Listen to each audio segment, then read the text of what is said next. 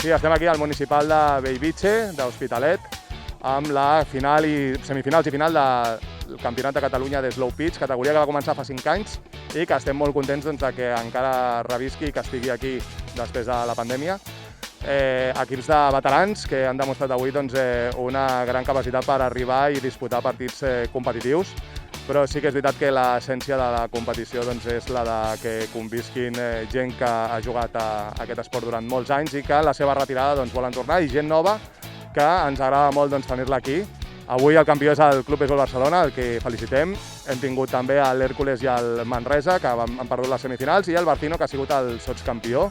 I bé, felicitar a tots els equips que han participat i esperar per la Copa Catalunya, que arribarà el mes de setembre, i la propera Lliga 2022. Felicitats a tots.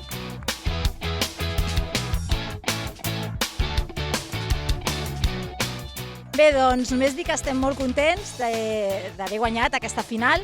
Ha estat molt difícil arribar fins aquí, molts entrenaments, després d'un any molt dur en tots els sentits, al final ho hem aconseguit i avui primer ens hem classificat i després hem pogut arribar i guanyar. És una sensació fantàstica, sobretot perquè la nostra idea és passar-ho bé. Som un grup de pares i mares, la majoria, que compartim amb els nostres fills les ganes de jugar a beisbol i bé, arribar fins aquí és una cosa molt important, sobretot perquè estan aquí donant-nos aquest suport.